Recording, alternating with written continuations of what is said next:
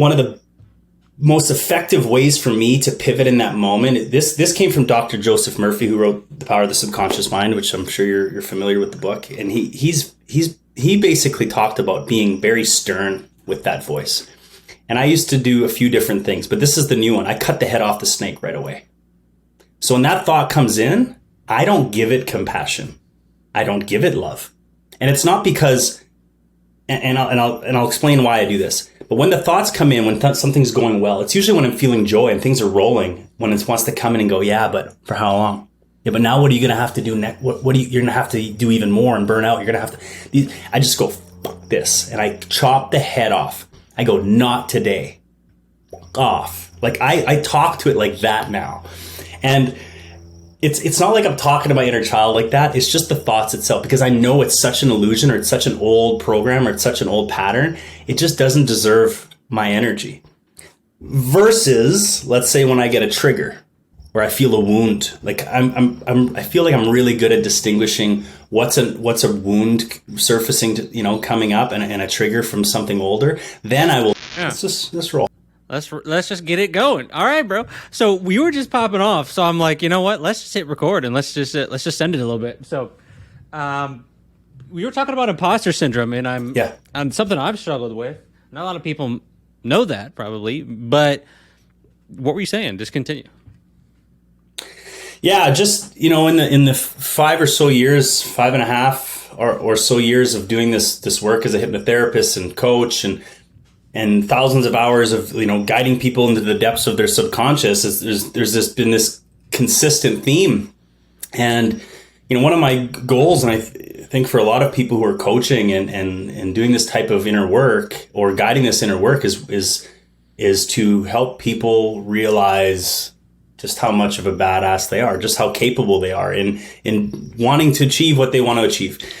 And I've just been feeling and seeing over the years this consistent theme of feeling like a fraud, this imposter syndrome, which a lot of us have heard about. And I was like, fuck, what is this? And I realized that imposter syndrome basically comes down to self-worth. Like so many of us, just as we start moving towards our purpose or our path or whatever label you want to throw on this thing, we all start to evolve and we start listening and awakening to this inner guidance that there's more, that we are meant to do this or meant to do that, or leave the matrix or leave, this, whatever it is. And as soon as we start to move towards this, that's when we start to feel the most amount of resistance. And that's where that imposter syndrome comes in. And I was like, well, what is this? And to me, what I've seen is it's your self-worth. And what is your self-worth? Your self-worth is basically your ceiling of receiving. So whatever you feel you are actually worthy of is what you're going to be able to naturally allow into your experience. And if you don't feel worthy of $1 million, guess what? You're probably not going to allow $1 million to come into your experience. If you don't feel like you're worthy of being the writer that you want to be, there's a very good chance that you're going to sabotage it in a way, or your belief system is going to prove you're right, So I just had this, I did this free webinar I was telling you about on imposter syndrome and kind of what to look for and what it looks like in most people. And yeah, that evolved into a masterclass I launched last week, a 2-hour event where I did some embodiment work with that. Not only, teaching some of the concepts and pieces of wisdom and knowledge, I guess, that I've accumulated over the years, but I wanted to embody that. And that's where I started to, allow my gifts as a, I guess you'd call a guide to take over. So yeah, man, that imposter syndrome, I'm sure, like you said, you've had this, you feel so lit up about something, you start moving towards it. And then all of a sudden you're like, oh, you'll never be that. You'll never be this. You're not that person. You're not. It still comes up sometimes. Yeah, I think man. That's what also people don't realize is that you can learn to overcome it, but yet it seems like it's calm when there's nothing happening. And then you take that next step. Like I just launched something and I felt it come back up, but I don't normally ever feel that. And all of a sudden, there are those thoughts that I'm not this, I'm not good enough at this, this isn't it. And they just kind of show up. And what I've learned from the years is that it's okay for them to be there, but they don't have to be the truth. And you can just tap into that energy that's beyond those thoughts. And so it's not necessarily trying to get rid of them or even be afraid of them. It's just learning that they're not true. You nailed it. And you absolutely nailed it. And the first key to any type of breaking these chains or patterns of negative thought is awareness, right? It's being able to zoom out and go, oh, wait, there they are. Okay, I see them. I recognize these thoughts. I recognize this pattern. I recognize the feeling in my body when I allow it to gain momentum. As soon as you have that awareness, you basically have stopped the momentum, right? You're able to kind of take horsepower out of the engine there, or take the gas out of it. But what do you do from there? Because so many people ask me, and I'm sure you've been asked this too, how do you stop negative thoughts? You're not. You're not going to stop these, but you can get really damn good at pivoting. And that's what I've been able to really do well, or really been able to achieve over the last little while, especially these last 3 months for me, is how fast can I pivot in the moment when this fucking snake comes in. And one of the most effective ways for me to pivot in that moment, this came from Dr. Joseph Murphy, who wrote The Power of the Subconscious Mind, which I'm sure you're familiar with the book. And he basically talked about being very stern with that voice. And I used to do a few different things, but this is the new one. I cut the head off the snake right away. So when that thought comes in, I don't give it compassion. I don't give it love. And it's not because, and I'll explain why I do this. But when the thoughts come in, when something's going well, it's usually when I'm feeling joy and things are rolling, when it wants to come in and go, yeah, but for how long? Yeah, but now what are you going to have to do next? You're going to have to do even more and burn out. You're going to have to, I just go, fuck this. And I chop the head off. I go, not today. Fuck off. Like I talk to it like that now. And it's not like I'm talking to my inner child like that. It's just the thoughts itself, because I know it's such an illusion, or it's such an old program, or it's such an old pattern. It just doesn't deserve my energy.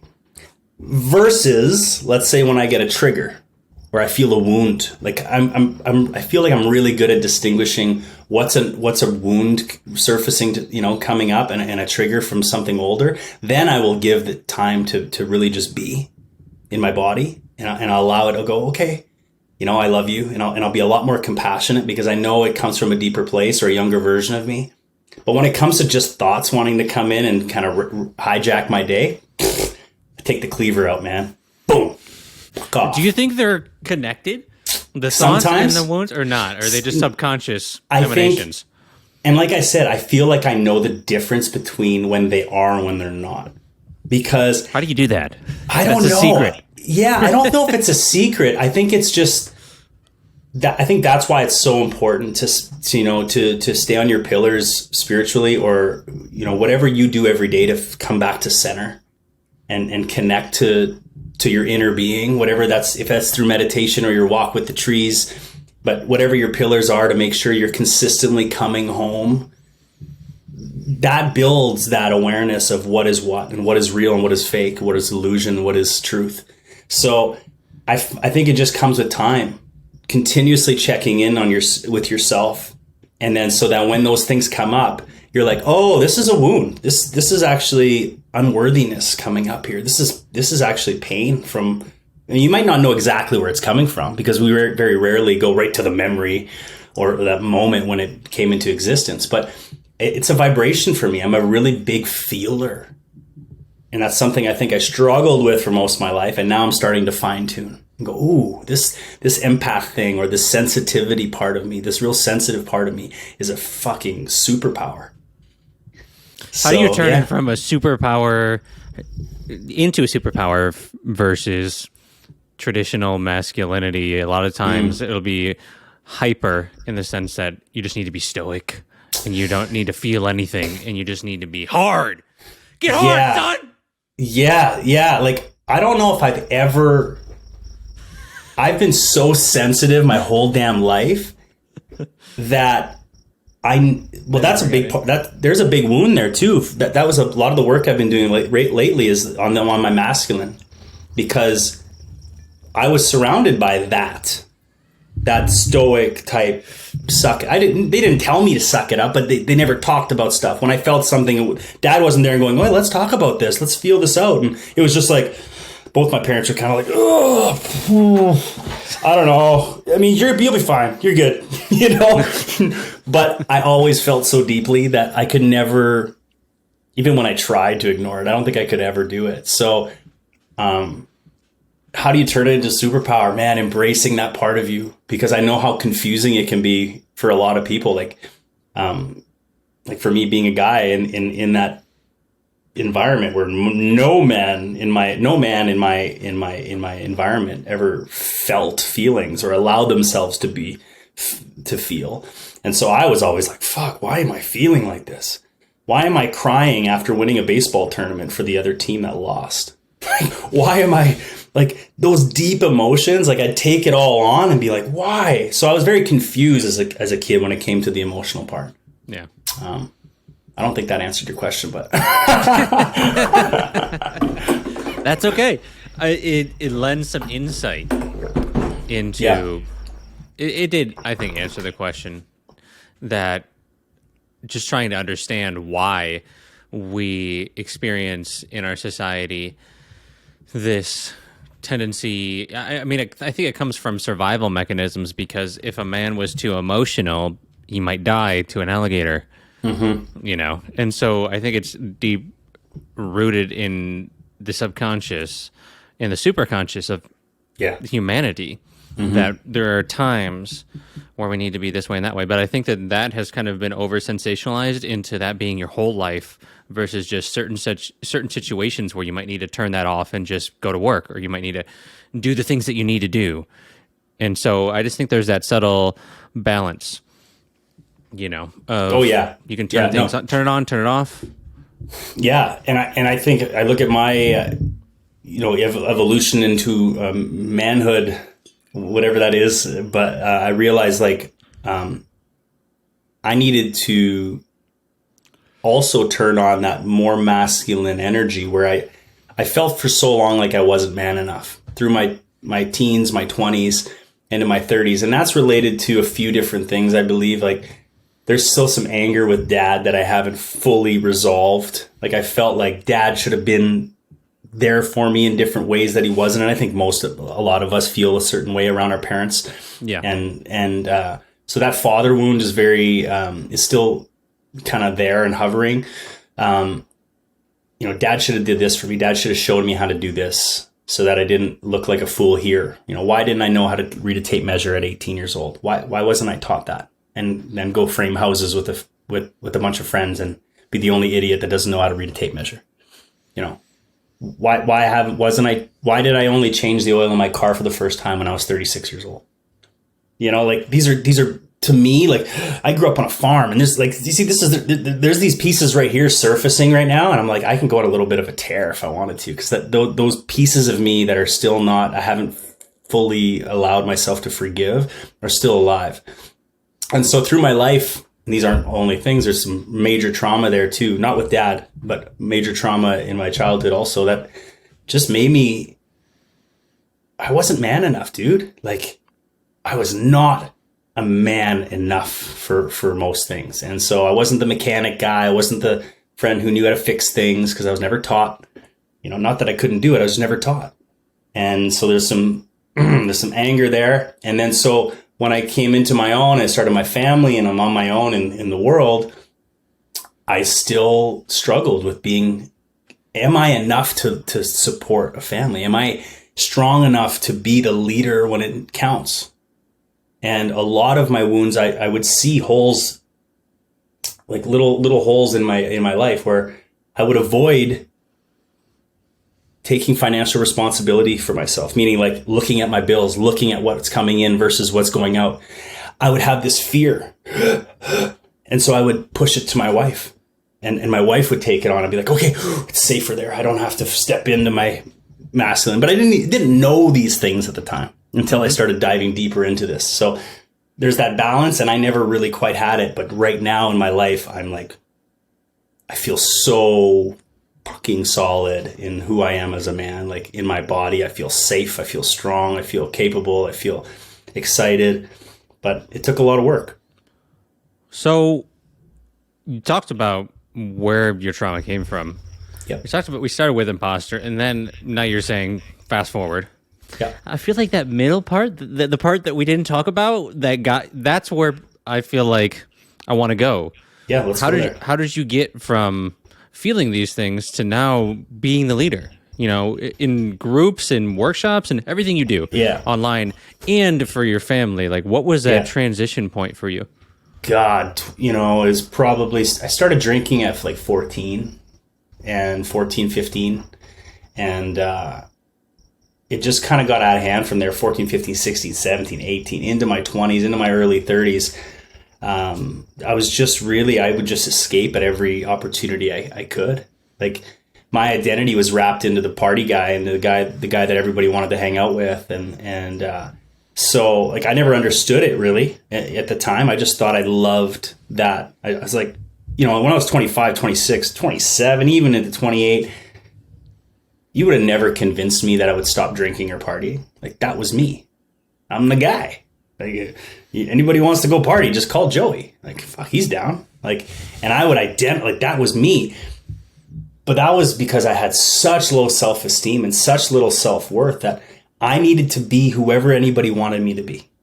And that, for me, which got me the love and attention and feeling appreciated, was when I went out and I was life of the party. I was like, let's go. Let's have some fun. Let's get into a bar fight.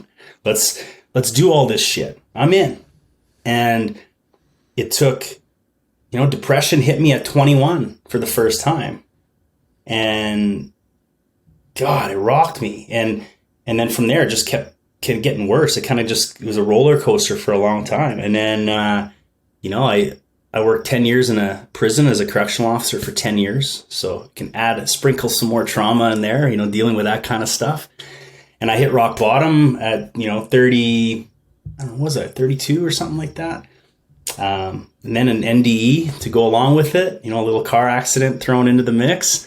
And it was just like years of just this blur of escaping somehow, some way, whether it was porn, whether it was chasing women, whether it was sex, whether it was drugs or alcohol, adrenaline. Like, there was always a way for me to go find some love. To me, that was love. Like, that made me feel loved, whether it was accepted or being desired or being the guy that everybody wanted to party with. There was always a way. And then I hit rock bottom, and then hit that moment, that night, first dark night of the soul. And then it kind of brought me out of here. But there's a lot in that middle stage. That's just the Coles Notes version of that. So what was the NDE like? Or short story long. So this NDE, I know when people say NDEs, it's supposed to be this big dramatic story. And it was kind of dramatic, but it wasn't like I was ripped from my body and I seen the light and anything like that. It was in the middle of my darkest time, and I was just about to come out of it. I could feel there was some breakthrough happening. But I went ice fishing with some friends. I'm Canadian. We ice fish. We do a lot of that kind of stuff. And we're driving to this beautiful part of the country in Lake of the Woods in Ontario. And my buddy's driving. My other buddy's riding shotgun. I'm in the back behind the driver, and my brother is right beside me. And we're tired after a long day. We probably drank all day on the ice too, to be honest. I don't really quite remember, but we're all tired. It's dark. We load all the gear. There's hundreds of pounds of gear. Load it all in the truck. Pass out in the truck. I don't even put my seatbelt on. My brother doesn't put his seatbelt on either. We're just wiped, and we both fall asleep in the back. And we're driving on the highway doing about 60, 65, pulling a trailer, 2 snowmobiles. And I just hear, oh, fuck. And I wake up, and we're just doing 360s on the highway. Like, we're just spinning out. We hit black ice. And I just remember grabbing the front seat and looking over, and my brother's looking at me with like massive eyes. And I'm like, this is it. I'm like, there's no way. Like, it's as slow motion as you could even comprehend. Like, everything slowed down, but I had enough time to think of, this is it. I have 2 young babies at home. How? Like, there's no way this is it. And I'm a little choked up thinking about just that moment and how clear it was. And our vehicle went into the ditch doing 60, trailer got tossed. The snowmobiles got tossed off the trailer. They rolled, but we all came out of it fine, like not a scratch. There was enough snow in the ditch to take the impact, and we were all okay. And I was just like, holy shit. But that was enough to shake me to my core. The next morning I woke up and I go to throw my gym shoes on because I had a little gym in the garage where I lived. And I was like, I need to go get a workout in. And I look in my shoe, my training shoes, and there's a dime in the heel. Dime didn't mean anything to me. But as soon as I'd seen the dime, I go back to my mom telling me, my grandma had passed like 3 or 4 years prior to that. And my mom always says, my mom keeps leaving me dimes. Every time I see a dime, I know it's my mom. And I'm like, okay, mom. Like, I have anywhere in a spiritual space when my mom told me that story. I'm like, okay, mom. And then there's this dime in the heel of my shoe, looking like right at me. And I knew, like, I got chills in my body in that moment. And I knew my grandma either was there or she, guided the vehicle in or helped us make sure that we were okay. Whether it's guardian angel, call it what you want. But that moment was like, holy shit. I got another chance. I know this is my time to like call myself on my bullshit, because that's a part of the awakening that a lot of people don't want to do, is look at the shit that you're bringing into your experience that is causing a lot of this suffering. And that was the day I decided, like, okay, I'm going to look into some books. I'm going to start meditating. I'm going to get into a whole new rhythm of life. And I made the biggest changes in my life that morning. Wow. So from that point on, yeah. When was the transition into the kind of awakened sense, the whatever you want to call it, spiritual, what you're doing now? Because what you're doing now is obviously vastly different. So how did that happen? Well, there's a lot there. And even in the, like, let's say months to year before the accident, there was a few moments that I had of pure surrender.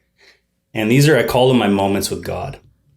And trust me, the word God, I wouldn't even have you'd never catch that out of my mouth 5-6 years ago. Like, I had such a, thing with that word. But I had these moments with God when I was in the deepest, darkest parts of my depression and dark night. One morning my daughter had just been born, and I was in it, man. Like, I'd be waking up in the middle of the night, bawling, shaking, anxiety, sweating. This one morning I wake up, I hadn't slept. I'm like, whatever. I just got to go out for a walk. I think it was January, but it was a really nice winter day in where we lived. No wind, sun was shining, bluebird skies. And I'm like, I'm taking my daughter for a walk. She was like maybe 3-4 months at the time. Get her in her stroller. I throw my phone in my pocket. I throw some like Zen meditative type music on. I can't remember the playlist. And I just start walking down this gravel road where I lived.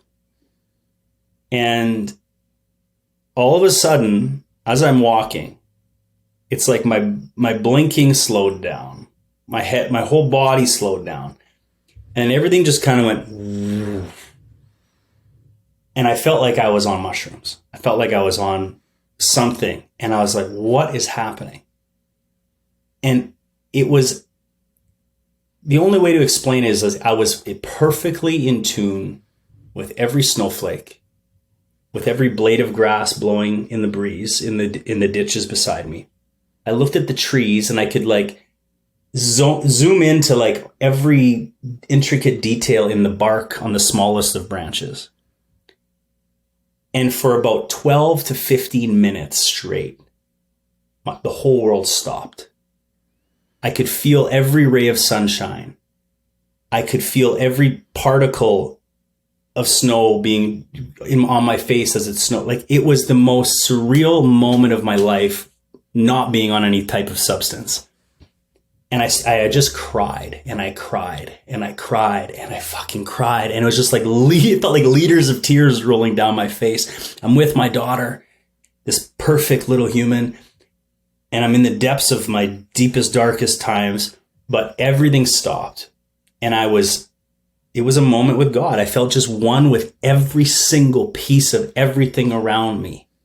From the gravel to the snow, to the sky, to the birds, and everything I could pick up on, I could feel, I could hear, I could smell all at once. And I was like, okay, I got this. I'm fine. Like, I know everything's okay. And that was my first moment of going like, okay, like there's way more going on here than just my pain and suffering. Like, I got to keep moving. And then I had another moment quite just like that. And these were moments of surrender. These were moments of like basically throwing myself on my knees and just being like, I got nothing left. I'm not fighting anymore. What do you got? Give me something. You know, how many of us think we're like, oh, I'm surrendering. Yeah, I'm fully surrendered to, like, no, we're not. We're fighting 99% of it, right? But those moments, usually that come with these dark nights and this really dark pit that you're in. You have those moments of full surrender. And when you have those moments of full surrender, you can tune into forces and energy and love that is really incomprehensible for the most part. So I had a couple moments like that. And also, you know, I responded to a couple murders in the jail. So like there was some actual like really dark stuff that happened while I was on shift. Lots of violence.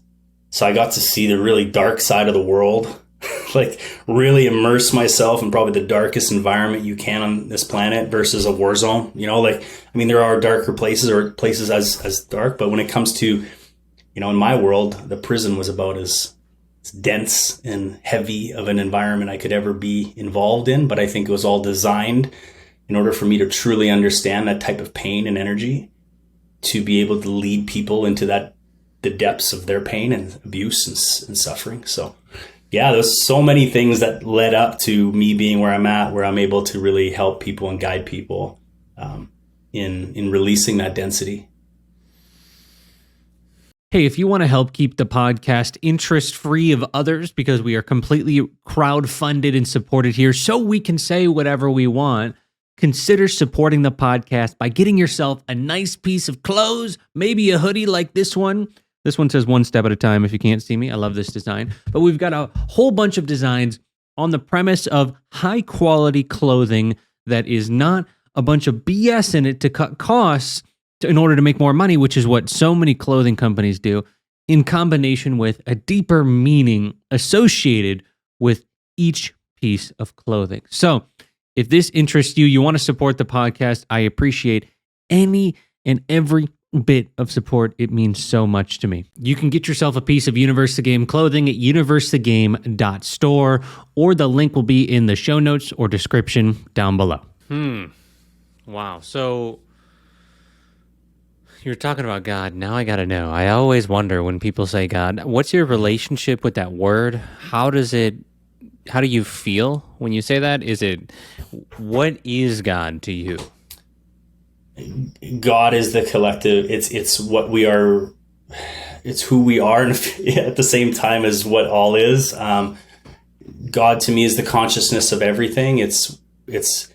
I believe that we are all God being, expressed in physical form. I think it is us. I think it is everything. It is all. I don't know if I ever have a very good explanation of it or definition of it, but I just know there's more. And those experiences you have, like, it's too easy to say. It's not a man in the sky. It's not this entity or energy that's going to punish you for doing this or that. It's not what I grew up believing in the Catholic Church, what I was raised in at all. Well, not at all. I think at the core essence of it is, but it's, it's not this energy that's going to damn you for sinning. It's, the word God was such a tough one for me for so fucking long, man. Like, even like talking about Jesus was like, get out of here. Like, we're not doing this. But that's a lot of stuff that just happened through being raised in the church and seeing some of that shit and being raised in that shit and knowing what some of the stuff that happened to my ancestors and some of my family members in the church. But now God is just, I don't know. It's it makes my heart feel this big when I talk about God now. Yeah.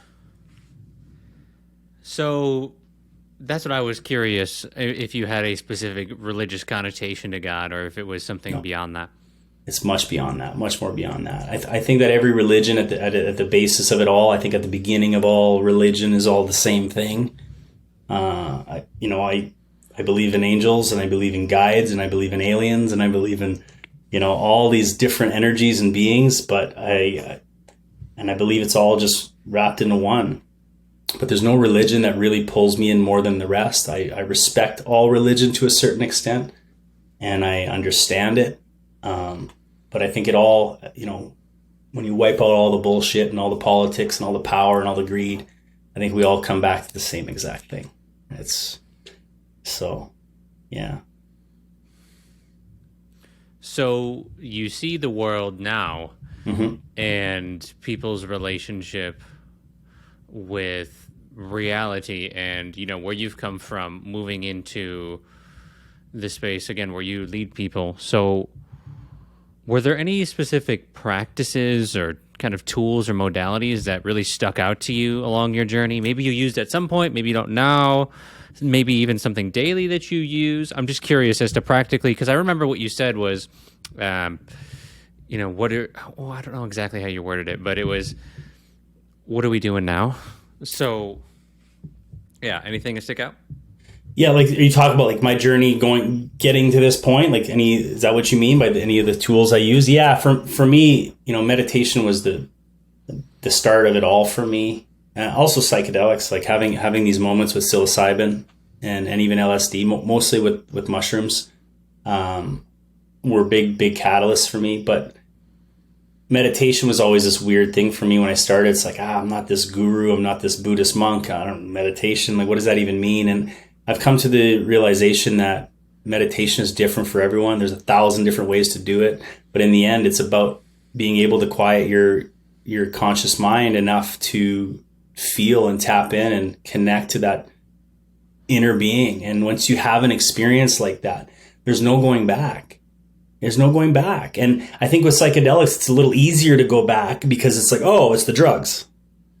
But you can easily just go, it was a really cool trip, but let's go back into the matrix because I'm not on the drugs anymore. But you can duplicate or replicate these type of experiences on your own.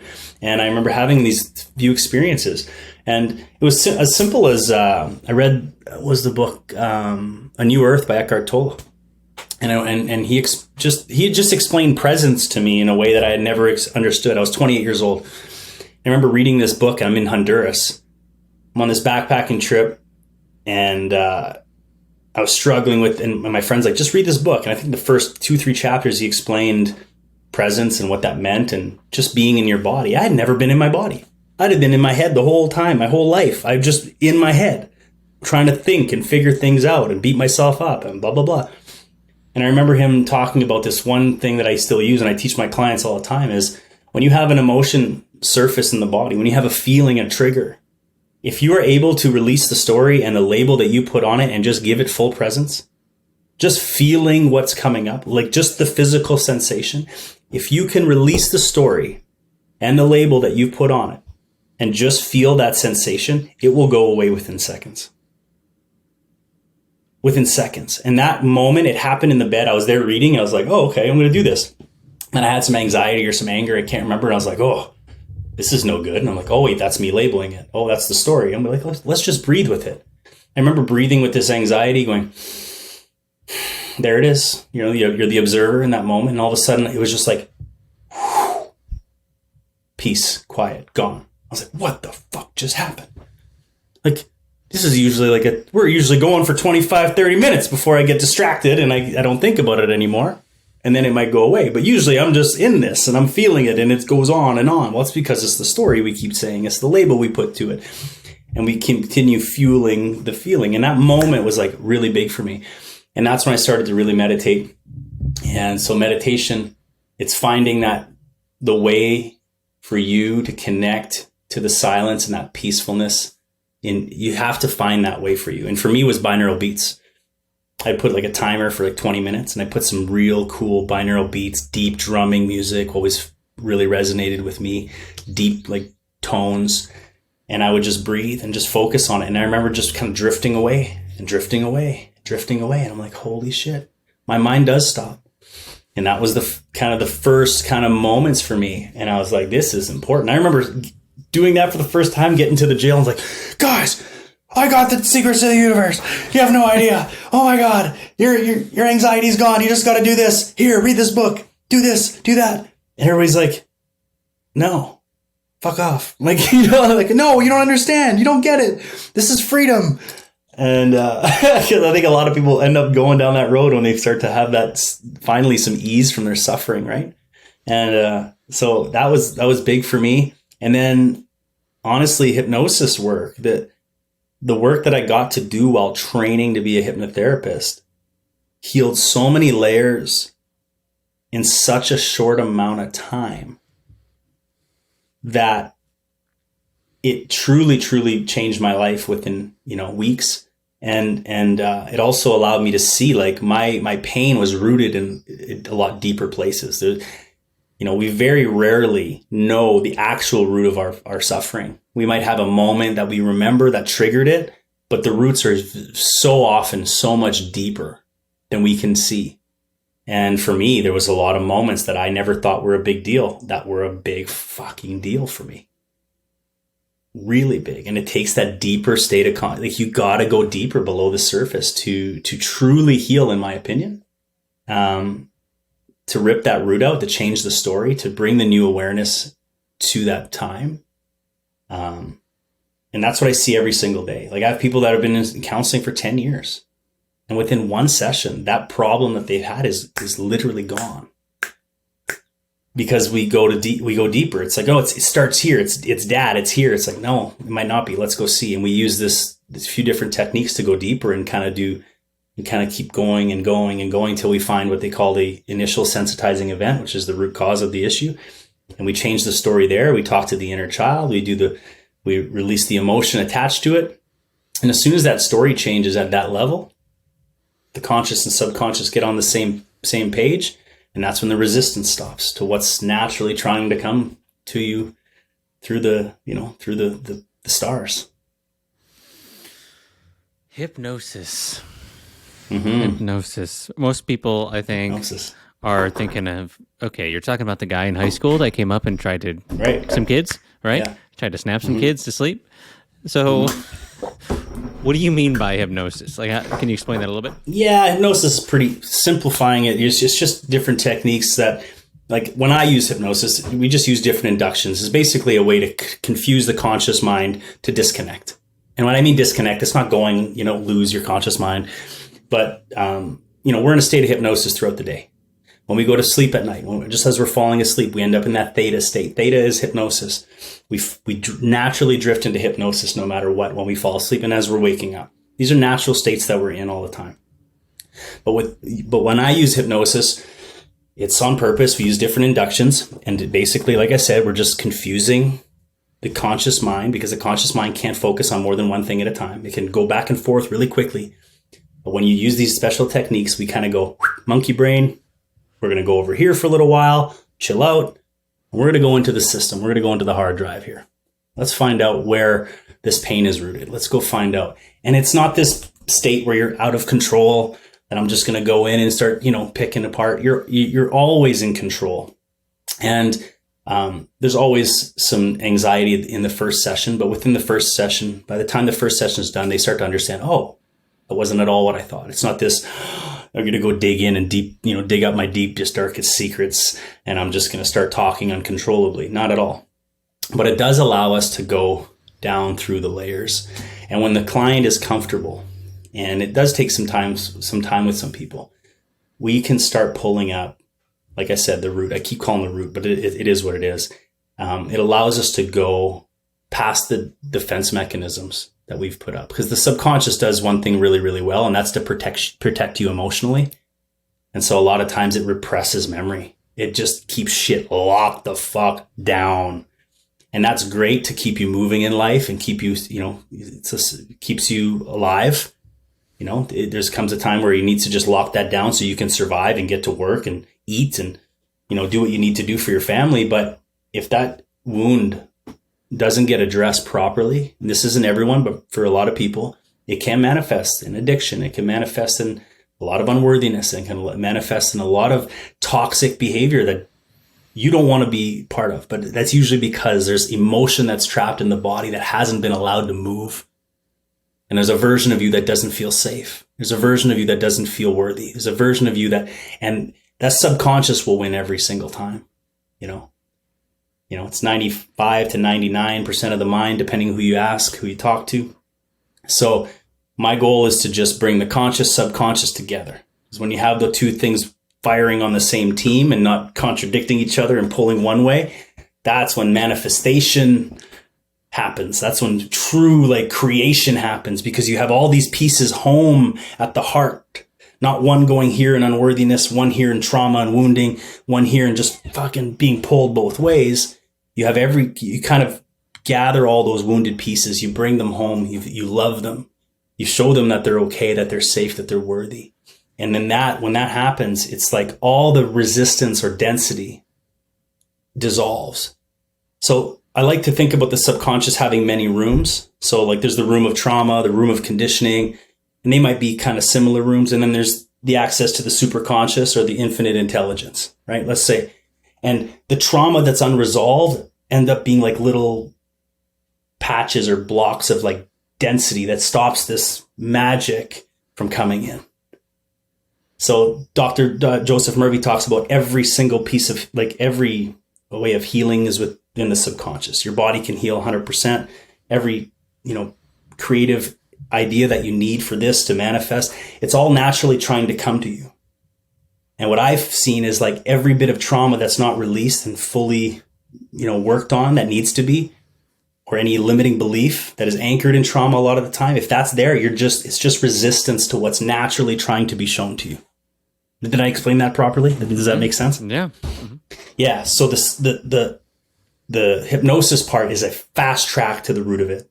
So we can rip the fucking thing out with love and compassion, show that inner child who was hurt, wounded, assaulted, anything that, hey, I'm here now. I've evolved. Look at me now. Look how strong I am. Look at how much I've learned. I'm going to take the wheel now. Come with me. I got your back. And when that understanding is there, when your inner child feels safe that you're there, that you're at the fucking helm, that you're stronger than ever.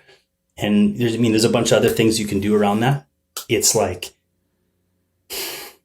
emails I get on how fast things change when you do it, when you go into that deeper level of healing, it's unbelievable. It still blows my mind to this day. But you got to go deeper a lot of the time. That's why talking about your problems just doesn't work. Going deeper. Do you feel like that's something? Go ahead. Yeah. No, and there are layers to it too. It's not always just one thing. There might be different layers to that trauma also. Do you think that's something you can do by yourself? I mean, obviously it's going to be better with someone, but if you had to can you do self-hypnosis? Because Yep. a lot of people are big on that too. Yep. Yeah. So yes and no. I will say yes for the most part. And from someone who I feel I'm pretty well versed in those skills and knowing how to even regress myself and put myself into those deeper states, I have done it. But there are times, even for myself, and I still use hypnotherapists, friends of mine, to go when I have some wounding that's surfacing and I know I need to go deeper on.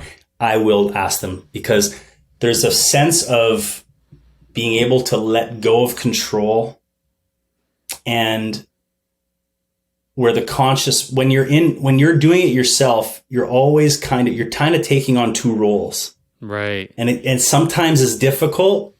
I have done some pretty deep work on my own, and I'll continue to do deeper work on our own. And I'll never tell people not to do deeper work on your own. Come see me. No. But there will be times, I feel there are times where it's like, okay, this is heavy. This is deep. I need someone to just hold space for me so I can do the healing part, emotional part, while you tell me and guide me, because the guide is so important. And not all guides are good. I'm going to tell you that. But the right guide knows how to ask questions at the right time, is intuitively receiving information at the same time, and knows how to guide and hold space, take a break, move forward, push when it's ready, when you need to push a little bit, because sometimes you need to be pushed past your comfort zone in that healing And by doing it yourself, it just sometimes is more difficult. Okay. Sure. So giving you an example of one I had done myself, I was struggling with authenticity at one point. And I'm like, I'm going to do a regression on myself and find out why I'm struggling just being me without this mask and then pretending to be this guy. And this was like a few years ago. And I had just done all my hypnosis work. And I'm like, I'm going to regress myself. And I was able to do it. And it brought me to a moment in high school or school when I moved from one town to the next. I was walking to school for the first day. And I was walking with my little brother. I was 11 years old. And this is how fast a program can be anchored in, especially when it's in a really, when you're in a really suggestible state, which is stress. When you're in these moments of like, you're a lot more highly suggestible. And I remember walking to school and I'm in this trance. I'm in a trance because there's, like, I was in this tunnel vision walking to school. There's like 150 meters to school. All these kids are outside. I'd never been there before, never met anybody. I'm holding my brother's hand. And I remember saying to myself, I'll do fucking anything to be loved or liked. That moment, boom, anchored in this like truth. Like, I will do anything to be liked. I was so scared at 11 not to be accepted, to be shunned, to be made fun of, to be this or that, going into this new school, that I created this reality and within my subconscious that I would do anything. So think of that.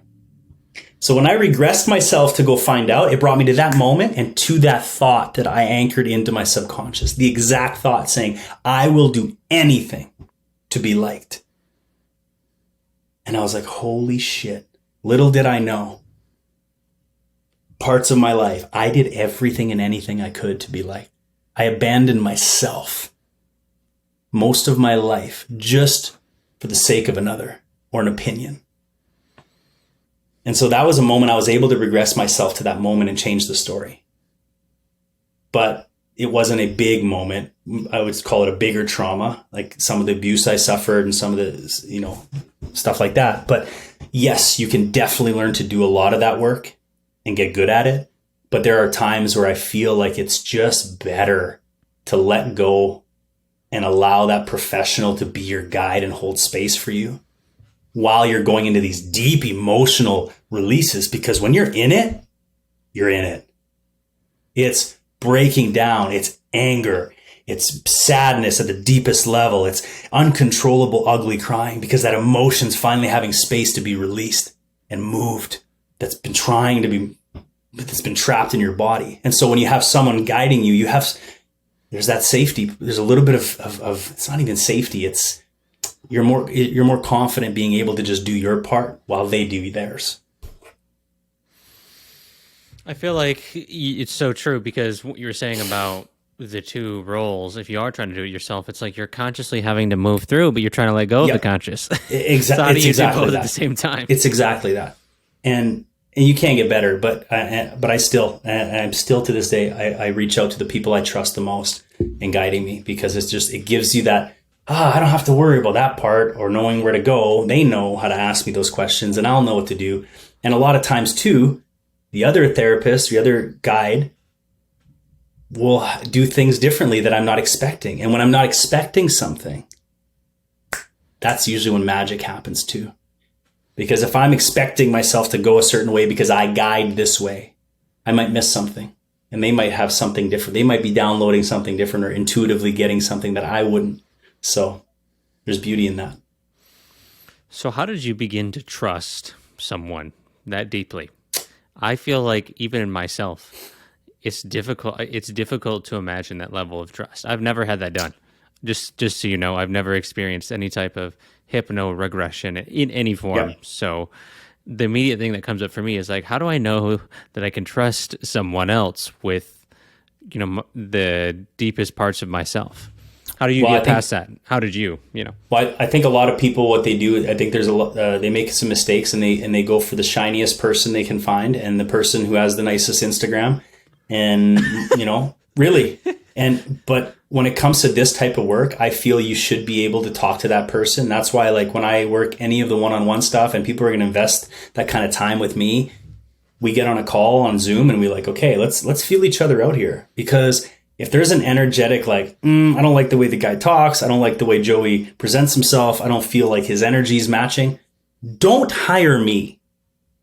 There's a very good chance that we're going to struggle and we're going to fight to get to the point where we need to find that healing and make that thing happen. But I truly believe in soul recognition and this, that energetic knowing. And most people that work with me, they're like, something about, I just know that I need to work with you. That's what I look for. Like, that's one of the coolest things ever. It's like, I don't know what it is. It's your energy. I know it has to be you. I've talked to other people, but it has to be you. That's the most beautiful thing in the world. So I think you should do your research, feel out their social media, see what they're all about. See if you feel like they're being authentic or not.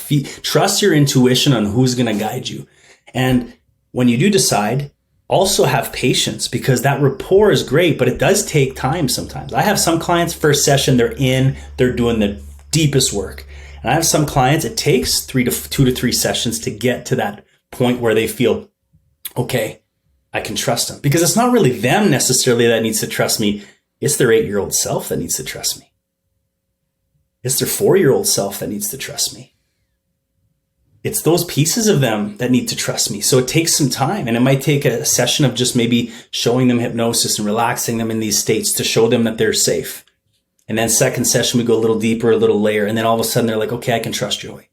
So it takes time. And there are people that I've been guided with, or that have guided me in hypnosis where I'm just annoyed with their voice. Like, I don't like their voice. Well, then you should probably not do that. So I think you should take your time when it comes to any type of this type of healing. Find the right person that resonates with you, and find someone that you feel that could be the right fit for you. There's no reason to rush it. But when you find that person, it's so epic, because session 1 is one way, and then it gets deeper. Like, you find yourself being able to release more and more every single time you go in. And by the time you're in session 3 or 4, you're in hypnosis in 2 seconds, and you're able to go deeper into those layers, and you're able to be more authentic and vulnerable and give yourself that space to release those deep emotions. So yeah, I'd say take your time and find someone that, and that's why that intuition is so important, is to trust, develop that when it comes to hiring somebody. I think you're right. A lot of people do look for the person who has the most followers or this or that. And it makes them feel like, oh, I got the best. Legit because people follow them. But I've met some real pieces of shit that had large followings. And it's like, people don't realize that some of the most gifted people are doing it in real life, and they're so focused on doing it in real life that they don't learn how to market and to do all this other stuff that maybe some of these other people have.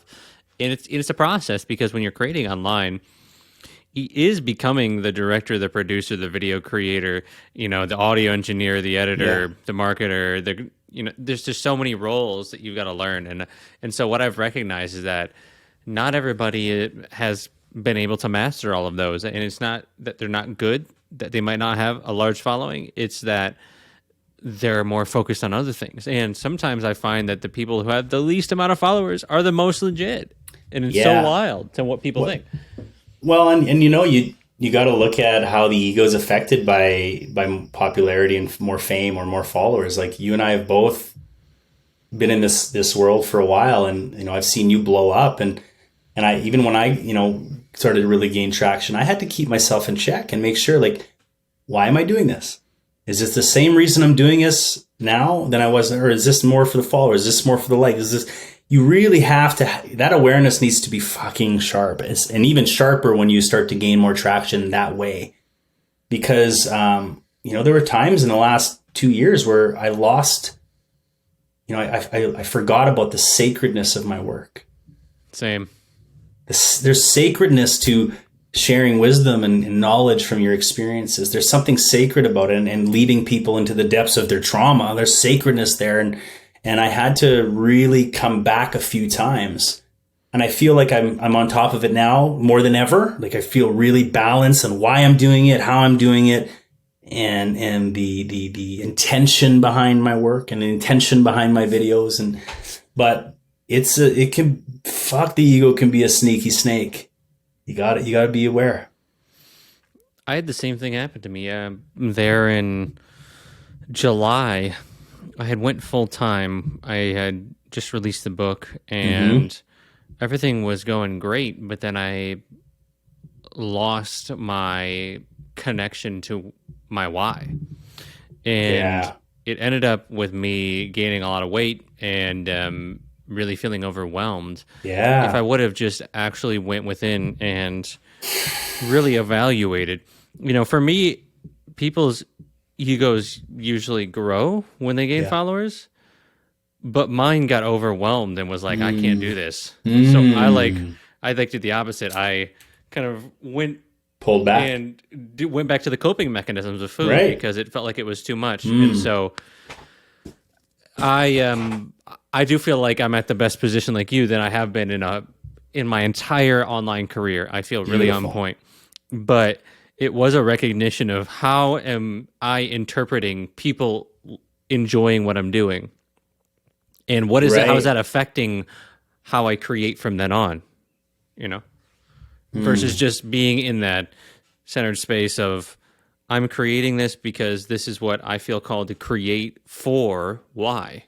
Right. Well, because I think this is actually genuinely helping people. And that can be many things. People don't realize that can be entertainment, but yet that can be informational. Because, with my skits, it's not like direct knowledge, but it's indirect. And I think that can still hold a lot of value. And for a long time, I thought that skits couldn't do that.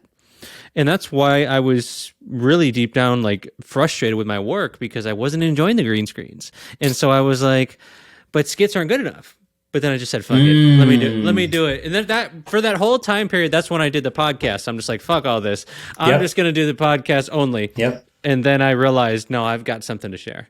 And so I went all the way back and I did the opposite. I set the podcast on hold for a sec and I really evaluated myself. And then I started creating. And then the very first video I created once I came back hit 1.7 million or some fucking crazy thing like that. Yep. I'm like, I could feel that I was on point when I was making it. And I think that people can feel that when you make videos. Yeah. Well, I think you nailed something so important, is to really trust what you're being pulled to do, even if it doesn't make sense to your mind, to this. And, for a while now, I've been the hypnotherapist. That's all I do. I'm not a coach. I'm not really I don't have all this knowledge. I remember even comparing myself to you. I'm like, Nick's there's so much depth to Nick. He knows so much. And I'm like, and I'm like, wait, I know a lot too. And so even with this masterclass, I've done a couple now. I did one on self-hypnosis and now one on imposter syndrome. It was a battle because I'm not a teacher. I'm a hypnotherapist. And I'm like, whoa, where the fuck is that coming from? I'm a teacher. I love teaching. And I actually, every time I go live on TikTok, I'm not just leading meditation. I'm teaching all the stuff that I've gained along the way. And I'm like, wait. And all these people are like, Joe, you're a great teacher. What are you talking about? I'm like, I am? So I had to own it. And now there's some more imposter syndrome there. And it's like, wait, I get so lit up sharing this information that's helped me. I don't share information that I think is really cool. And I there's some of that, but most of it is just this has helped me, my clients, and other friends of mine embrace more joy in their life. And I think that's such a fucking cool thing. And I'm like, wait, why am I done teaching this? I'm like, and I did this masterclass and it was a great success. And I had a lot of people sign up and I bundled some other recordings in it. And I was like, it was a really cool moment for me. I was like, and it lit me up. And so now, I'm shifting things from being just the hypnotherapy program that I run to 6 month, 12 months programs of coaching and healing. I got way more to offer. I just wasn't owning it. And I remember you talking about your skits and how much I remember when you just started talking about starting skits again, or really embodying that, and how lit up I saw you. And you're like, man, I'm just going to have fun with this. It's what I want to do. It's having fun. And I was like, fuck yeah, man. And then you did it. We forget, we're supposed to have fun doing this too. Yeah, and you were talking about sharing information that you think is cool. That's all I do. Yeah. Is just share information that I think is cool. But it's also it's that's also been a journey for me, because for a long time I thought I needed to only share information that was making a practical difference, and I didn't realize how if someone learned about the story of the where is it? Of the right behind me here. I'm trying not to run over my dog. I'm just going to drink out of my ridiculous bottle for a second. You've been seeing me doing that the whole time? No, I'm doing the 75 hard challenge for the last 3 weeks. Have you heard of that? 75 hard. Yeah, so I'm doing that. So the gallon of water, it's like everywhere I go. And yeah. Nice. Yeah. I lost about 11 pounds in 3.5 weeks doing this. It's called leptin, the leptin prescription to reset your leptin levels in your body. And so it's kind of like a version of keto. Cool. And I feel really, really good on it. So I've been in ketosis for like a long time. I'm not going to do it for forever, but it's timing your body's ability to be sensitive to leptin with the circadian rhythm and the sun. And so doing that with specific eating times and being out in the sun plus what you're eating, it's wild. So I would recommend people explore that. But so what I was saying was that I didn't used to see the practical application. And it's ironic because I haven't done a video about this book yet, but this is one book that I know I'm going to do many videos on. And it's the Bhagavad Gita.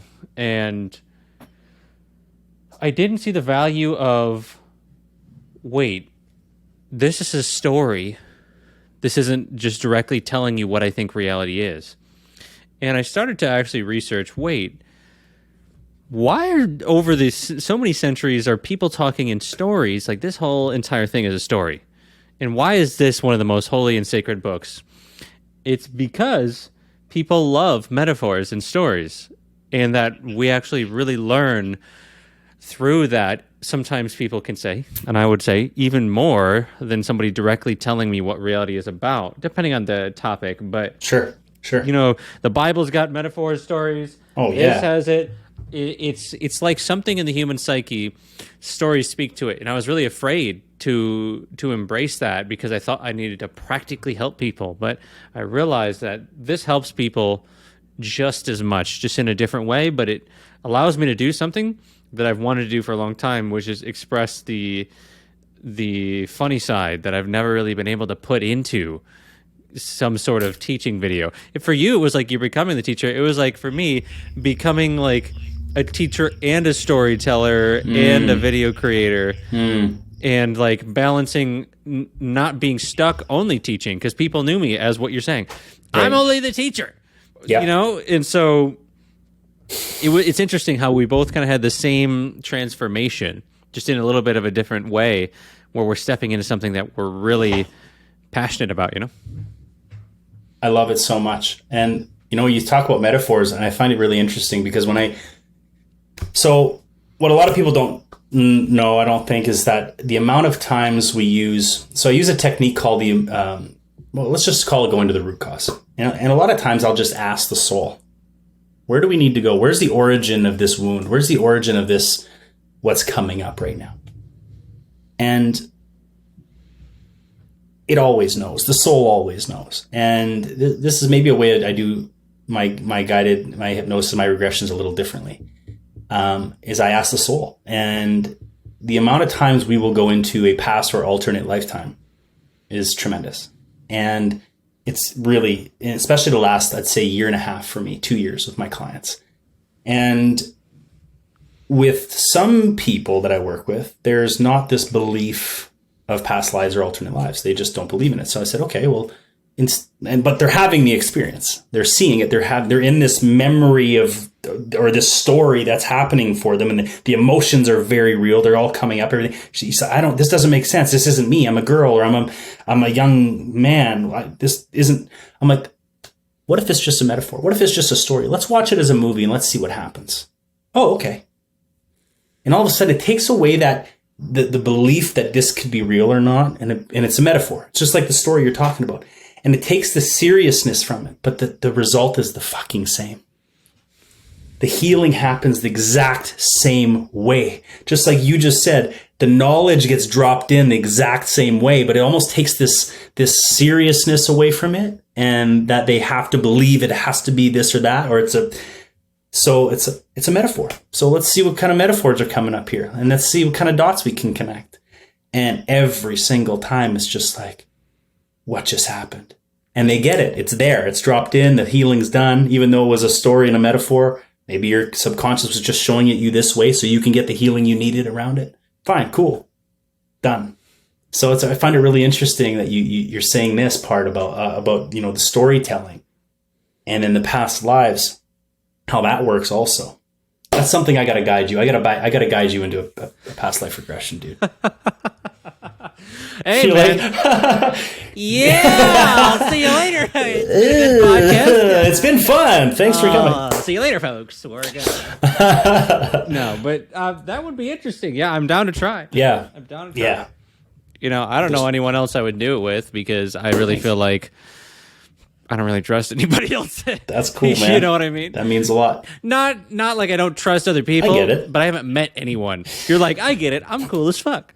No, I appreciate it. We've known each other quite a while, and I think I'm honored. That means the world to me that you would trust me in that space, because it takes fucking vulnerability and it takes trust to go into this space. But I'm going to tell you a really interesting quick story of a client. So a person I know locally approached me, and she's like, Joey, I heard some really great things about you. You worked with so-and-so. And I said, yeah. I said, what can I help you with? She's like, well, I'm at my wit's end. I said, I don't know what to do. I'm like, okay, what is it? She's like, well, I got COVID about 2 years ago, and I have not been able to eat anything other than like rice, white bread, very bland foods. And I'm like, well, what do you mean? Tell me more. She's like, well, everything tastes like chemicals or burnt flesh. And I'm like, okay. I'm like, that's odd. She's like, yeah, and I'm with groups online, tens of thousands of people since COVID of having the same type of issue. And she's like, I've done acupuncture, I've been to naturopaths, I've had injections, I've had all these things, just try to get my taste and my smell back. She's like, would you help me? And I'm like, give me some time. So I reached out to a friend of mine. I'm like, a mentor of mine. I'm like, I've never worked with anyone with this issue before. I said, what do you think? She's like, yeah, do a parts session on her. And I think there's no reason why not. I'm like, yeah, you're right. There's no reason why not. I was kind of nervous leading up to the session because I wasn't super confident that I could help her. 2 nights before the session, I get pulled out of bed at 2 a.m. Like, I'm talking by the scruff of my neck. Boom. I'm up. I'm in my bed. It's 2 o'clock in the morning. And all I hear is, past life, trust it, just do it. I'm like, what? It's past life, trust it, go. Okay. That was the download I got from my guides, whatever. Inner being, my soul, don't know. Get into the session with her. I tell her exactly what's going on. I said, I put her into hypnosis. I put her into trance. I guide her into past life. She was a girl in the Middle East during this lifetime, or this metaphor. And she came out of the rubble, basically. And her whole village was like gassed and bombed. And all she could smell was burning flesh and this chemical residue in the air. And she was one of the only survivors in that. And there's a lot more to this lifetime that we did some work on.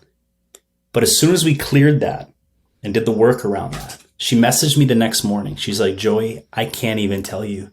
I just had a burger for the first time in 2 years, and it doesn't taste like flesh and burning. People don't realize that when things happen in this life, it can be a trigger to what needs to be cleared in the soul. A lifetime that wasn't cleared or healed. Often we have traumas in this life that trigger a nerve that is much deeper, or happening all at once, depending on what you want to believe, right? That's actually happening in an alternate someone reality. already said that in the comments. Yeah, right? Exactly. So, and that next morning, she's crying. And she's like, I can't even believe what's going on. I'm like, yeah. I said, it makes sense. I said, I see this more than I can explain. And I don't talk about it much. But a lot of our like, and this might resonate with a lot of the your viewers is that, or your listeners is that, how many times have you had a trigger or an emotion or something that just comes out of nowhere and you're just like, I don't know why. Like, this isn't normal for me. This isn't a regular reaction to me, or I don't know why this is happening. Sometimes it's not your childhood. Sometimes it's not even in this fucking physical experience that you're feeling this. It's coming from a nerve that's rooted somewhere else, that you're being guided and too clear. And it happened and it was done. And so now it's getting better and better and better with her tastes. And there might be different layers to that. There might be some things, but COVID for her was a trigger to what was deeper. Woo! Man. This happened 2 weeks ago. That's wild. 2 weeks ago. And it was just like, okay, there's so much more to this than I even, like, I constantly get reminded on how little we understand, but how much we can actually heal within ourselves when we go deep enough and when we find it, when we're brave enough to fully face these things and look at it in a different way that maybe we haven't looked at it. You know, like I said, she did acupuncture, she got injections, she got all these different things that she did to make this work, heal it. And it was emotional, and it came from a different lifetime or a metaphor, whatever. Wow. So I kind of feel like that's speaking to when I asked a lot of people who come on the podcast, since we're on Universe the Game, how do they see the universe as a game? A lot of people will say reincarnation as a part of that. What do you think? I got goosebumps right now because I am more just convinced that this whole experience is so much less serious than we've ever played, and that we are just here to have the leading edge experience in creation. Yes, I think there are maybe more beautiful places in the universe that we go to, but the human experience is like none other. We get all the emotions, we get all the contrast, we get all the beauty, we get to create our reality in a way that I don't think you can create it in a different realm. But I also think that there is some seriousness when it comes to why we're here at this time and raising the collective consciousness to understand maybe love at a deeper level. But we're supposed to fucking have fun. We're supposed to have fun while we're doing this. And how many of us have gone through these fucking, cycles of like, I need to do more, I need to make more, it's money, it's this, it's that, it's this and that. And yes, I get it. But I realize now that the more you just allow yourself to find more joy in the just simple things, like this podcast, I was so my whole day is cleared. I cleared my whole day just to do this. I'm so excited to do this with Nick. The intention was to have fun. And I'm like, oh my God. And just having fun, guess what? It raises your vibration. It raises your frequency. And when your frequency is high, guess what? The day just goes better. So I just feel like it's just this, we just went down here and we're like, okay, here's my list of what I want to kind of experience as a human this time around. Okay, cool, check. Maybe it's a Porsche. Okay, cool, check. Maybe it's jumping out of a plane. Okay, cool, check. Maybe it is material stuff. Maybe it is just starting a nonprofit. Maybe it is all the things. But we limit ourselves as we kind of go through conditioning and blah, blah, blah. But we are naturally supposed to have the desires we have. The desires we have are like road signs. This is what you want. Go create it. Go make it. Go do it. I think it's just this big fucking playground. And when we go on the other side, back to wherever that is, we're just going to go, why did I take that so damn seriously again? That's my 75th time taking it so damn seriously. But yeah, I think it's just this. Yeah. And I think reincarnation, we go back, we have different mission. We have a different purpose. We've learned this lesson in that life. It's like, okay, we can bring that new knowledge into this life. And how can we serve and help and experience? And I don't know. I think it's just a big game. I think we're all going to realize we took it way too damn seriously while we were here. Hopefully not all of us take it too seriously. Hopefully there's some of us who can enjoy it while we're here. And I think that's what I try to relay in my videos too. Yeah. And I think that I see that in your content, taking it less serious, relax. You can still enjoy and do the work. How do you balance that? I always, if I look at the last let's just say 4 years of being online, or 3.5 years of being online and doing that thing that way. Every time I have found myself in the most abundance, let's say, business is going well, my relationships are firing, where they should be. I'm not grinding. I'm not trying harder. I'm actually doing the opposite. I'm riding my bike more. I'm hitting golf balls at the range more. I'm exercising. The golf. I'm eating good food. I'm allowing myself to eat really good food, and I'm with my kids, and I'm not stressing. But as soon as I get into the overwhelm, I think you and I went into a big overwhelm patch there, because that not fun. And when you get overwhelmed, you're here and you're trying to figure everything out, all while your connection to God's source is already putting the things together. Your conscious mind part is supposed to just be present and finding the joy of just where you are, no matter where you are. And when you do that and consistently find your way back to that, okay, what's my better feeling thought in this moment? What can I really focus on that just eases this tension? When you get good at that, that's when the creative flow happens. And then you get that inspiration. And then when you want to do stuff, when you have to work, it feels fun. It lights you up. You actually serve much better than when you were grinding till 4 a.m. trying to get something done to prove to yourself that you're worthy, or that you're enough now because you grinded it out. I always find myself in more abundance in life on all aspects when I'm allowing myself simple joys on a more consistent basis. For someone who feels like they have no joy in their life, how would they start to even find that? They might feel so disconnected from even joy, Easy. For me, it's easy. Look back at what you used to love. There's a time in your life, whether it was this small or that big, whether you were 15 and you used to hit golf balls, or maybe it's 15 and you rode horses, or maybe you were 16 and you played baseball in the streets, soccer. I don't know. There's something that you used to do that brought you joy. Just because you're an adult or older now does not mean that will not light a fire in you again. It could be picking the guitar up that you haven't picked up in 10 years because, I don't play guitar anymore. Oh, it used to be fun, but no. Go pick it up again. But give yourself the opportunity to go find out. And if it's nothing of those things from the past, maybe you've outgrown them and you don't like them, I guarantee you there's at least 5 to 10 things that you've thought of trying over the last few years, but you've convinced yourself you're too old, it's too much money, it's too this, it's too that. You can have those. Go try them. I like trying all the things, man. I want to jump out of a plane. I want to hit golf balls. I want to dirt bike in the mountains. I want to, I want to try all the stuff. Generator life.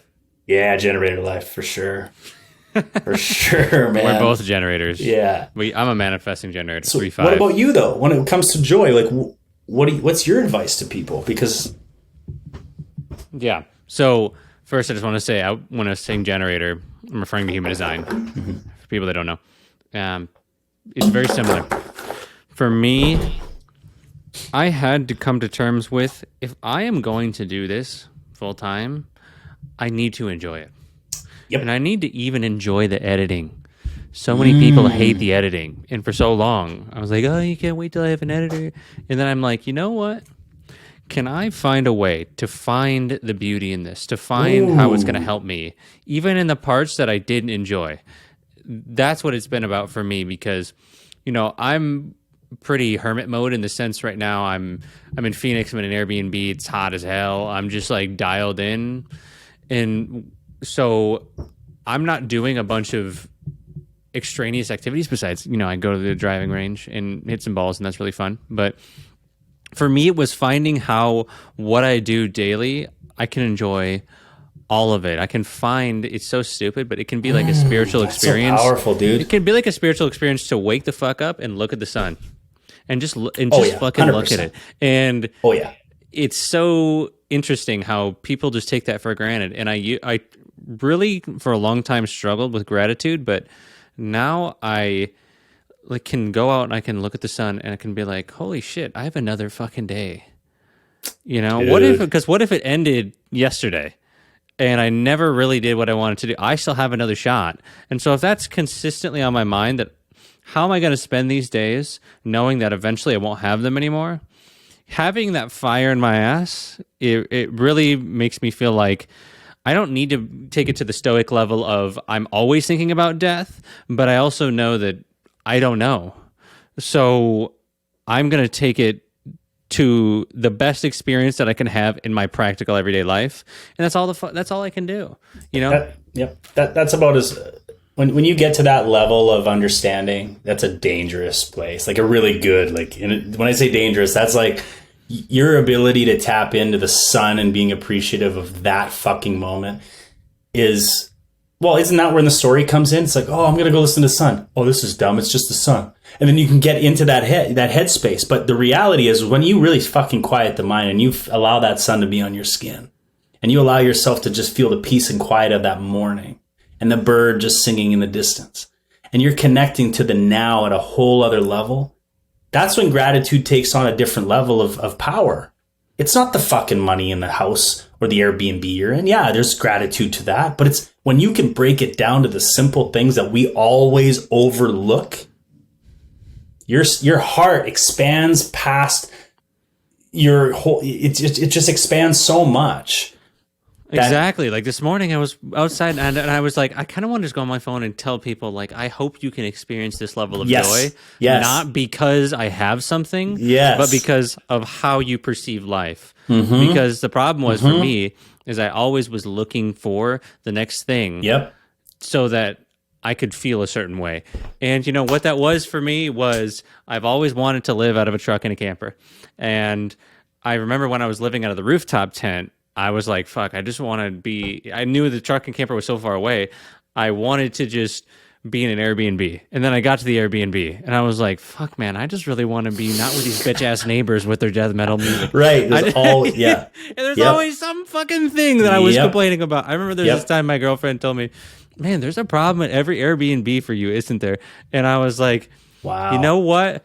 I needed that wake up call. I needed that. Yep. You know? And, you know, we're not getting extravagant Airbnbs. You know, we're getting, you know, just a nice place that, you know, you can tell by it's not like I'm in a fucking modern $10,000 a month place, you know. So I noticed how much I used excuses of this wasn't good enough to block myself from being creative, which would ironically give me the thing that I wanted all along. Because when I'm creative, and I'm in that state of joy, that's what I'm basing a lot of my stuff on now. It's like, why do things not happen for people that try manifestation? It's because we're looking at it like we want to get something, and we're not just feeling good because that's actually who we actually can be if we want to be. And I think that at the core is so stupid to some people, but yet it's the fucking truth, man. Well, most of us in the manifestation journey goes, once I get the manifestation, I will be happy and the vibration will be better. But the reality is you need to find the vibration of joy and acceptance and abundance now in order for that manifestation to come in. We got it swapped. And what does Eckhart Tolle say? The future, like when we have ourselves projecting into the future like that, or even the anxiety about the future, is we're literally saying that the next moment is more important than life itself. Life itself is always now. There is no other way to put it. So, but when, the next Airbnb, the next whatever, and we're totally disconnecting from everything that is just right here, now. That's life itself, right here. 100%. Yeah, I have spent so much time wasted on shit that didn't matter.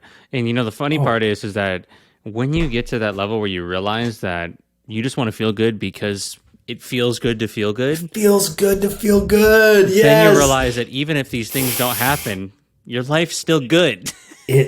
And that's just it. And there's nothing wrong with wanting more. And that's another thing I want to really stress on. Like, a lot of us, like, we want to manifest, but then when we catch ourselves wanting to want more, we're like, oh, I shouldn't want more. I should be grateful. You can be grateful and want more. Just tune yourself into the now and understand, like, wow, look at the sun today. Look at the temperature today. Look at where I'm at. Look how far I've come. Be here and know that more is coming, and the more will come a lot faster when you just tune into the fact that this is beautiful. This already is a manifestation. You're always living in manifestation. And when you find the joy in all of it, all those other pieces just naturally come to you. That's why your days go so beautifully when you're in the flow. It's because usually you're in the flow because what? You're feeling appreciation. That's about it. You're feeling appreciation for everything. It might be your girl. It might be the food you're eating. It might be just taking that extra time to really savor a bite of your burger or your fruit that you got that day that's in season is just extra sweet today. Like just going, oh, like just that alone, your vibration rises. The universe has no choice but to bring you more of the good stuff, Yeah, for me, I definitely couldn't say that you shouldn't want more, because that's like what I have some of the biggest dreams out there. Same. And they're becoming reality. They're not even dreams anymore, man. which is interesting in itself. But there are still things, So for me, something that really helped me was I'm actually just going to go into a deep meditation. I'm going to do this one time, just one time. I'm going to connect to the universal intelligence, whatever you call it. Yep. And I'm going to really tap in from my heart and connect and have a conversation and set an intention. And then I set that intention so deeply that I say, all right, the universe is so intelligent. It knows what I want. Yes. I don't need to think about it anymore. Nope. I just need to do what I need to do that I can physically do, and that's it. Yep. And then if I can find satisfaction in doing those things and just like, hey, the rest is good, then life doesn't have to be difficult because I don't think about how it needs to get done all the time. It's going to happen, but I don't need to worry about it. So that's why I'm like, yes, we need to also understand that we don't need to suppress our desires. We can still go for the things, but we also have to understand what kind of desire is it? Because there are certain desires that I think come more from the ego. So sure. Then we have to find out that nuance of why, back to the why am I actually wanting this? What is the true reason? Is it just out of insecurity? Do I want a nice car so that the next time I go on a date, the girl will think I'm fucking awesome? Right. Because that's coming from a state of lack anyway, isn't it? Exactly. So that's why I think a lot of manifestation doesn't work, because people don't even realize that the desires that they want are based in insecurity or some sort of fear. And if we take a look at our desires and realize that some of them are the desires that we really came here, as you said, to experience. Yes. And that those can be physical things too. Yes. But what is the root of it? Well, this reminds me of one of my favorite stories. I just started reading some of Esther Hicks' stuff again. I hadn't read in years and years. And I got lit up by it again. And I'm reading one of the books. I can't remember which one it's called. I think it's Money and the Law of Attraction. But she writes a story about her when she first started channeling Abraham. And if you're not familiar with Abraham Hicks, Esther Hicks is a channel of Abraham. She's everywhere. Many of you already know who she is. But she's talking about one of the days, I think it's she was living in Texas, and I think she's going to close the gate after her husband left, and it was really dry, and all the weathermen around the area were saying drought is imminent, and it's going to be a very dry next few weeks, and everything's dying, and blah blah blah. And she said, she's talking to Abraham. She's like, Abraham, it'd be really nice to get some rain.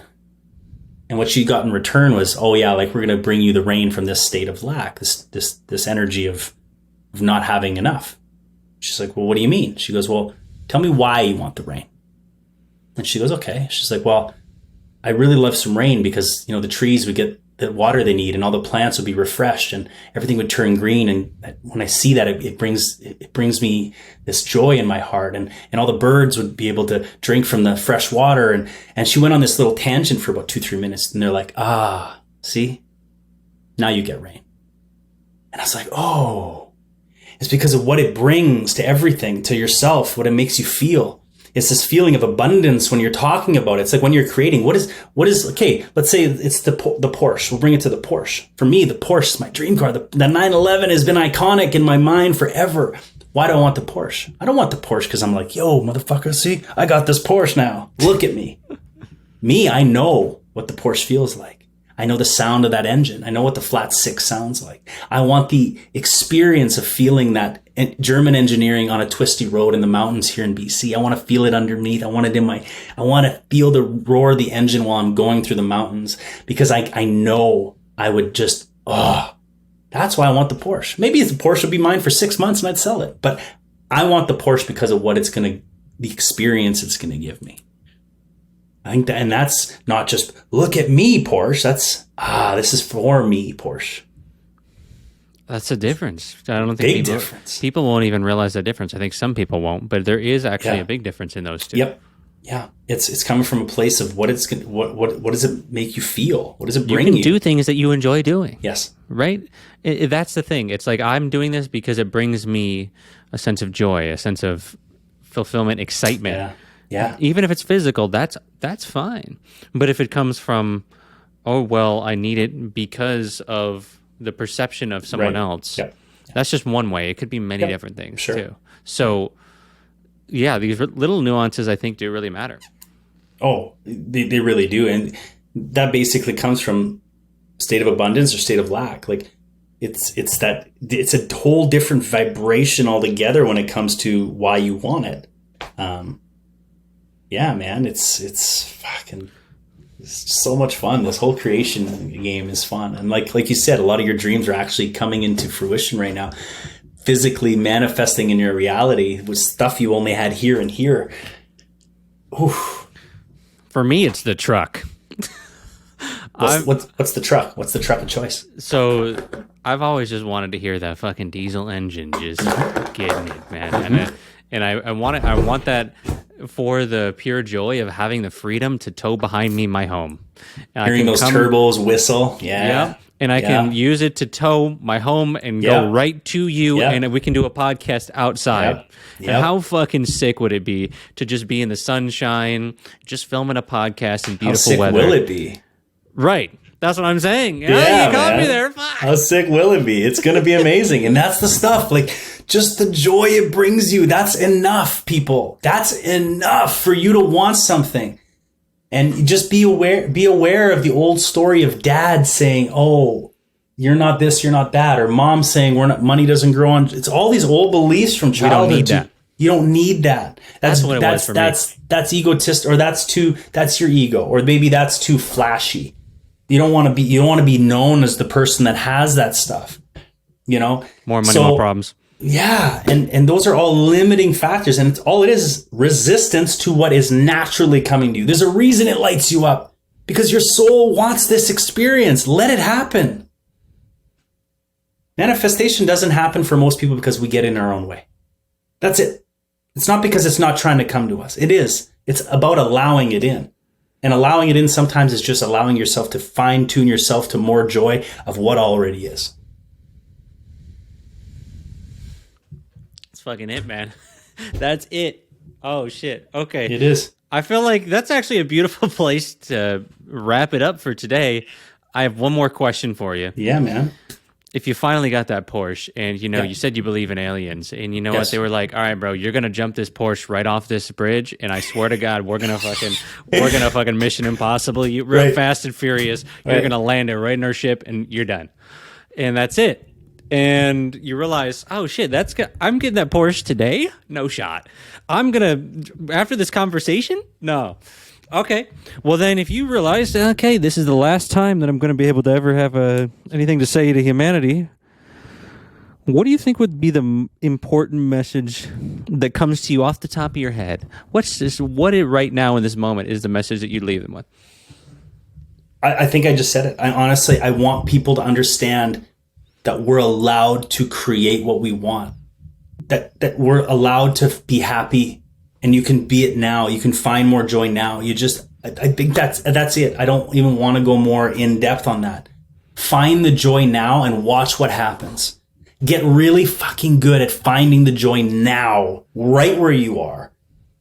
and pivoting when the thoughts come in and just going back to that, you consistently look for those things and you will get more and more of it. No matter where you are, the world is not responding, but the universe is not responding to what is, it's responding to your vibration and what you're sending out.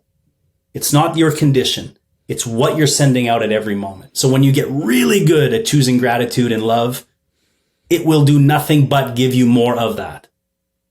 That's why someone who's complained for 20 years has never complained himself out of it. You'll never complain yourself into a better life. It just does not happen. It's never happened and never will happen. But if you choose gratitude and appreciation here, now, right now, you will see within a week, if you get good at that, how things start to shift. It's that quick. Boom. Thanks for coming on the show, man. Yeah, thanks, man. It's always so much fun to connect with you, bro. You're doing such great things, and I'm just so proud of you and excited for you and where you're going. And I just love, you're just good work, man. All right, that'll do it for this episode of Universe the Game. If you want to support the podcast, consider checking out our sponsor for today's podcast, which is the clothing line, as I mentioned before, Universe the Game Clothing. You can get that in the description. Every little bit helps. If you want to donate in a one-time donation, that is available in the description as well. Thank you very much for your support. It truly means so much to me. And that'll do it for today's episode. We'll see you in the next one. And until then, peace.